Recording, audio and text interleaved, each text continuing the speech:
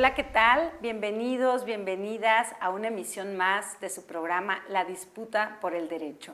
Hoy vamos a abordar el tema de la elección judicial, especialmente vamos a reflexionar sobre los perfiles, lo que queremos de las personas juzgadoras que van a configurar el nuevo Poder Judicial y también un diagnóstico del Poder Judicial desde la perspectiva de nuestra invitada. Nuestra invitada el día de hoy es la doctora Yacotzin Bravo Espinosa. Ella es licenciada y maestra en Derecho por la UNAM, es doctora en Ciencias Antropológicas en la UNAM, en la UAM, Unidad Iztapalapa, es académica de tiempo completo en el Departamento de Ciencias Sociales y Políticas de la Universidad Iberoamericana, sede Ciudad de México. Forma parte del Sistema Nacional de Investigadores, nivel 1, y desde la abogacía y la investigación antropológica ha colaborado con pueblos y organizaciones indígenas en Chiapas, Oaxaca, Morelos, Baja California y Guerrero, así como con organizaciones no gubernamentales de derechos humanos locales y en la Ciudad de México. Como abogada, ha participado en litigios estratégicos que han requerido estudio riguroso y crítico de los contextos sociopolíticos y los usos del derecho y los derechos humanos en disputas territoriales y conflictos socioambientales. Bienvenida, Yacotzin, al programa. Muchas gracias, Elida. Pues un gusto que estés aquí con nosotras porque es muy importante que escuchemos reflexiones, conceptualizaciones, análisis crítico sobre lo que está ocurriendo en nuestro país en torno a la reforma al Poder Judicial. Y quisiera empezar por preguntarte cuál es tu diagnóstico sobre las condiciones, el estatus, digamos, en el que se encuentra el Poder Judicial actual y que, digamos, ha sido una de las causas por las que ha llevado a esta reforma al Poder Judicial. Bueno, yo creo que la pregunta es bastante compleja, pero creo que es importante empezar a pensar en el Poder Judicial no como este órgano completamente independiente de otras relaciones de poder y económicas que existen en el país, ¿no? Yo creo que es súper importante pensar el Poder Judicial como uno de los poderes del Estado, como un campo en disputa, ¿no? ¿Qué quiere decir esto? ¿Por qué el Poder Judicial, esta noción como positivista o formalista que tenemos las y los abogados respecto al Poder Judicial como un Poder Judicial que tiene que aplicar el derecho de modo formal, de modo la interpretación cerrada del derecho? Me parece que es muy importante como repensarla para poder hacer el diagnóstico del Poder Judicial y los retos que tiene actualmente. Y bueno, ¿con qué me refiero a esta perspectiva del Poder Judicial como campo en disputa?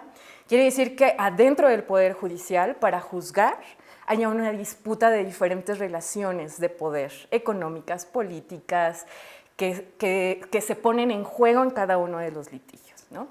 Y te voy a poner como ejemplos muy específicos. Por ejemplo, en el caso de los pueblos indígenas, de todos los litigios por pueblos indígenas que tienen que ver con temas de territorio, ¿no? De despojo de territorial por empresas mineras, por megaproyectos o incluso aquellos conflictos o judicializaciones que se dan aquí en Ciudad de México por temas de avance, por ejemplo, de los desarrollos inmobiliarios. ¿Qué es lo que pasa ahí? ¿Qué relaciones de poder hay ahí, no?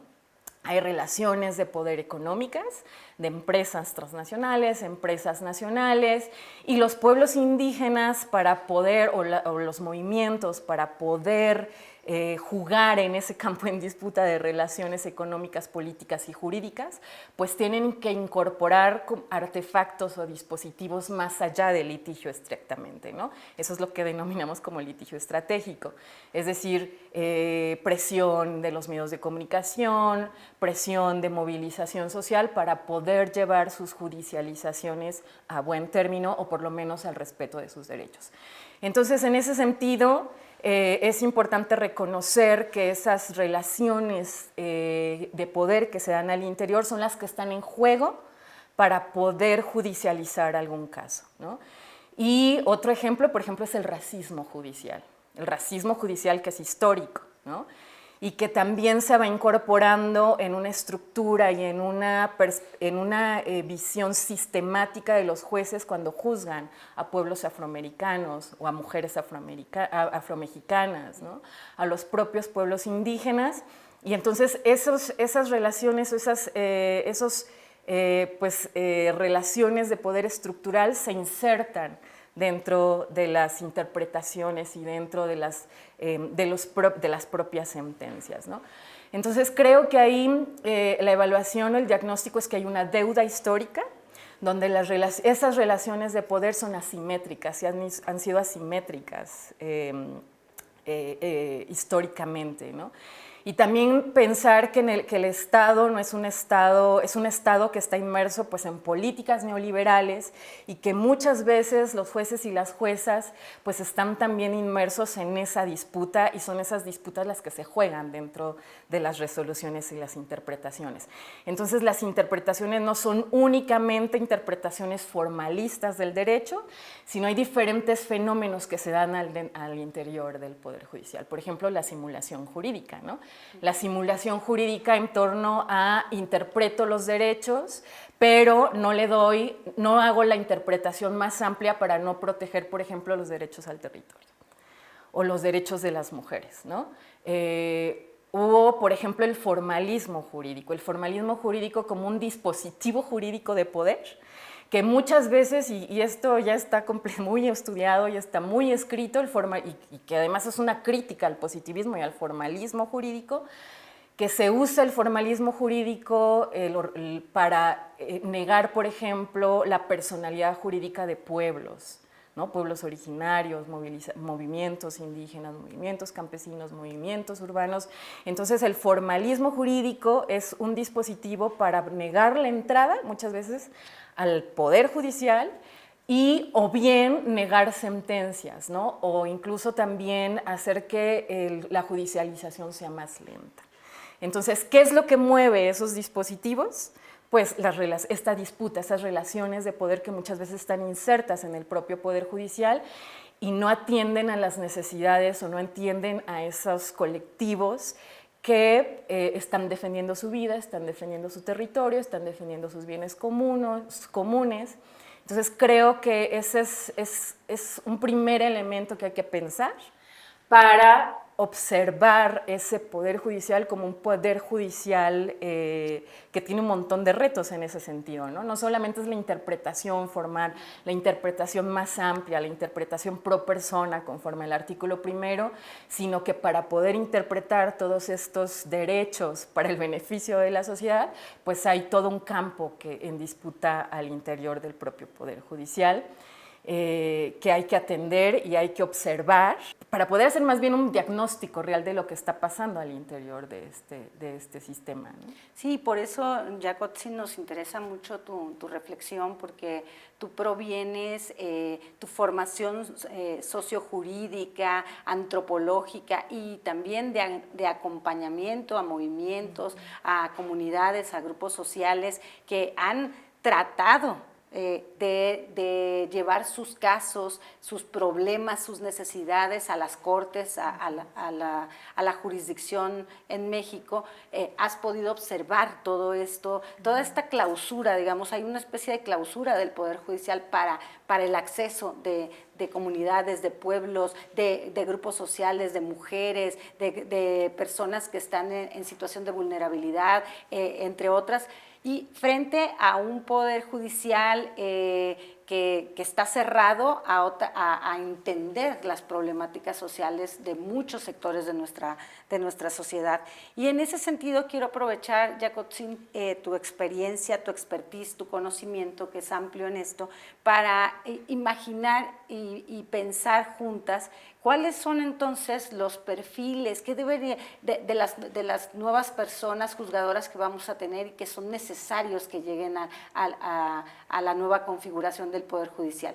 ¿Qué tipo de personas juzgadoras, qué miradas tienen que tener para que se rompa esta clausura, se abra el Poder Judicial a otras miradas y a miradas que incorporen las problemáticas y las necesidades de diferentes grupos sociales? Yo no sé si lo denominaría clausura, ¿no? Una clausura implica que no pasa, ¿no? Que estas necesidades, estos reclamos, porque además son reclamos de la vida de las comunidades que posteriormente se convierten a un discurso jurídico y entran a un campo jurídico, ¿no? O judicial, más específicamente, lo que se denomina el saber judicial, ¿no? Y toda la tecnología que lleva lo judicial. Yo creo que más bien es reconocer que el propio Poder Judicial ha sido como una manita, una ramificación de la propia configuración de los intereses del Estado neoliberal, ¿no? Es decir, muchas veces lo limitamos a las leyes, por ejemplo, la ley minera de 1992, que por muchos años tenía normas que permitían el despojo, ¿no? Ya la ley se reformó, pero así hay muchas leyes, ¿no? Y entonces ahí hay una interpretación conforme a los intereses de las empresas transnacionales. Eso pasa con el Poder Judicial. Entonces, creo que es muy importante partir de ahí, porque entonces no es que los jueces permitan o no entrar estos casos o estas necesidades, que además, pues cada vez con este despojo que se da a los territorios, no solamente rurales y urbanos, sino que son cada vez como mucho más, más urgentes de atender, ¿no? Y más, es una prioridad, creo yo, y por eso de ahí la preocupación cuando surgió esta discusión de la elección de los jueces, ¿no? ¿Qué tipo de perfiles van a entrar a esas candidaturas? Porque si son perfiles que lo que hacen es mantener y consolidar esas relaciones de poder económicas y políticas que de por sí han estado permeando dentro del Poder Judicial y que además es más allá de la corrupción, ¿no? Porque la corrupción está en dinero y tú claro, judicializas de determinada forma, pero es más que eso, es más sistemático, es estructural ya, ¿no? Entonces creo que más bien es reconocer, y de ahí la preocupación, ¿no? Y ahora esta discusión de si hay jueces que vienen del crimen o vinculados al crimen organizado tiene que ver con eso, porque entonces estos aparatos de justicia, en lugar de consolidar o en lugar de mover la balanza en esa disputa, en ese campo de disputa judicial, hacia los movimientos sociales o hacia las personas que están litigando sus casos y están queriendo que se reconozcan sus necesidades a partir del discurso de los derechos humanos, entonces vas a tener un perfil de juzgadores que inclinen la balanza hacia ese otro campo de relaciones de poder, ¿no?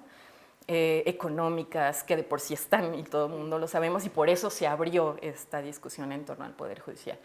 Entonces, ¿qué perfiles? Bueno, pues tiene que ver con estos perfiles, uno, que reconozcan que el Poder Judicial es un campo en disputa, que existen relaciones de por sí económicas y políticas que han históricamente permeado en el tema o han judicializado a partir de esas relaciones coloniales de racismo, que han dado preferencia a partir de estos dispositivos de la simulación jurídica, del formalismo, a las empresas transnacionales que despojan a las personas y a los colectivos y a los pueblos. Entonces creo que ese es un primer paso, ¿no? Que se reconozca estas relaciones de poder. El segundo paso es, pues, o el segundo, creo, necesidad es reconocer las diferentes crisis en las que estamos actualmente en el país, ¿no? Crisis de derechos humanos en todos los sentidos, crisis de violencias, crisis climática, ¿no? De cambio climático, de despojo territorial en todos los sentidos, de despojo de la vida, de despojo de la vivienda, ¿no?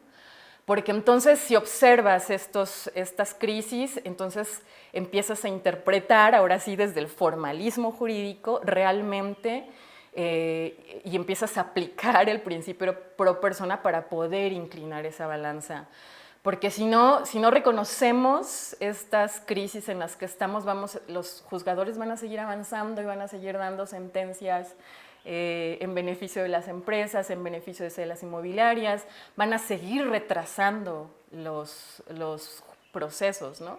Porque uno de los elementos más importantes de los que la gente, o porque las personas cada vez acuden menos a la justicia, es que la justicia cada vez es menos expedita. Y muchas veces no tiene que ver con los términos en sentido estricto, sino en estas estrategias, estos dispositivos en los cuales, pues entre más lento, más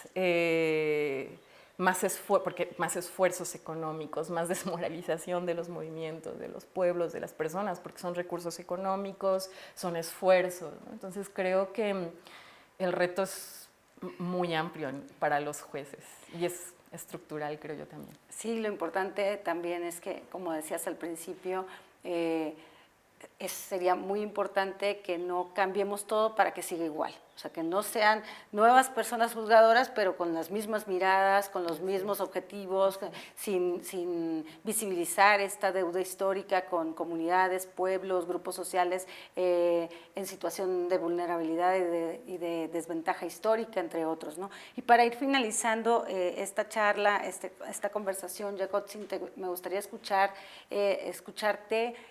respecto de tú, ¿qué te imaginas que debe observar la nueva configuración del Poder Judicial en los primeros años? O sea, como